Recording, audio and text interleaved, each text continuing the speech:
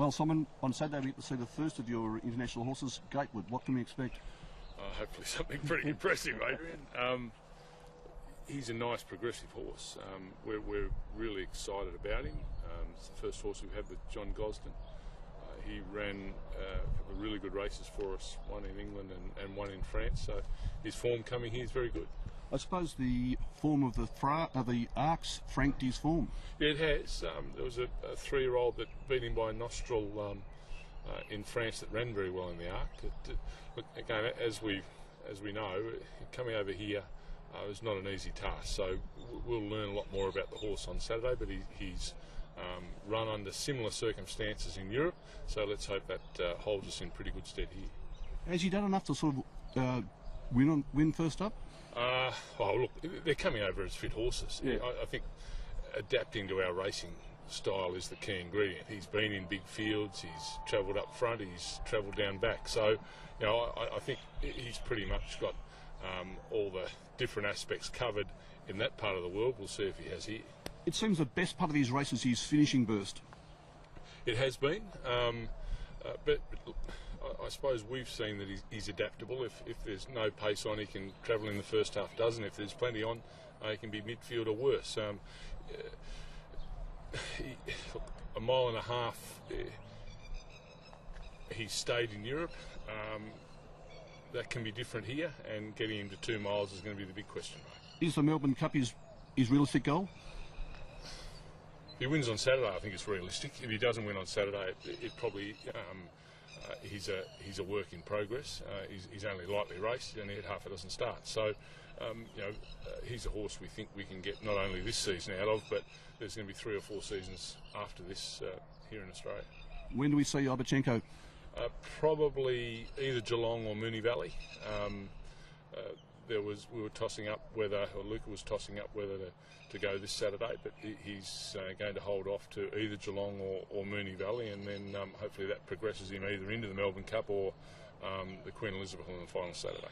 Is he another horse that's a work in progress type? Yeah, I think so. Again, lightly raced, and you know, his form's been indifferent, but his last run was a good one, and you know, he seems to have settled in here well. But again, Luca doesn't want to, I suppose, use all the petrol in the tank prior to the Melbourne Cup. Instead of having 2 runs, he'd rather only have the one. Does that lead us to your main chance, Mike Quest for peace? Look, at a press, I think he's, you know, from what we look for in a Melbourne Cup horses, as good a horse as we've bought over here. He can travel again, you know, on pace. He can quicken. He looks like he can stay. That's all fine to say that on the other side of the world. He's got to get here and adapt to our conditions. So a Caulfield Cup run will give us an idea of what tinkling needs to probably happen before we then hopefully go to a Melbourne Cup. Well, Mick, 10 days in, how's Tack the Boystring going? Yeah, no, I'm really pleased. So he put his weight on back a bit quicker than I thought, and he's done 2 pieces of work so far, and yeah, no, I'm pleased so far. Any decision yet where you're going? It'll just be weather dependent. You know, if Caulfield would suit me better because he's only a light horse and it gives you more time to the Melbourne Cup. But just very mindful of the ground. Caulfield can be very crisp, and there's some rain coming, but that'll depend. Where Geelong's always got beautiful give in it, so undecided at this stage. Christophe Simon's definitely booked in for both races? No, he's booked in for the Melbourne Cup. I'm a little bit concerned about that because of his weight. You know, he very rarely rides that line. He has to ride him half over as it is. So, but he's rang me persistently for the Melbourne Cup ride, and I've agreed to that. Probably Corey Brown if he runs at Geelong, and I don't know who I've got yet for Caulfield. If Simon doesn't make the weight, is Brown sort of the number 1 option? He'll have a feel of him. It'll be up to him, I guess.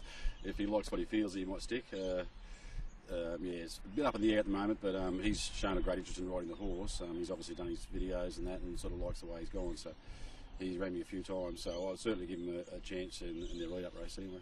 This horse has got really good form on wet tracks. What about on the firmer Melbourne tracks? Yeah, look, obviously that's a concern. I think I've got the right sort of horse with the right profile, but it's an awfully strong year. You know, usually in the Melbourne Cup field you can put a line through half of them. I don't think there's one you could put a line through. You know, I think it's a terribly strong year. Obviously rain would suit me. He ran very well behind Ivory Land over in France. Got beat 2.5 lengths on a good ground, and he's probably the best stayer in France. So he's handled this ground, no worries. Obviously we're better suited to soft ground, but we'll take what comes. And you will stay here for the rest of the quarantine? Yeah, I think I will. I mean, he's had to move him from France to Newmarket for sort of 6 or 7 weeks, and now he's moved to here. I don't know if I'd like to move him again so close to the races. So, and they've done a good job with this track. It's nice and yielding, and you get a few favours by being here, mixed in with internationals, and you've got good mates to work with. So, at this stage, I'll be staying.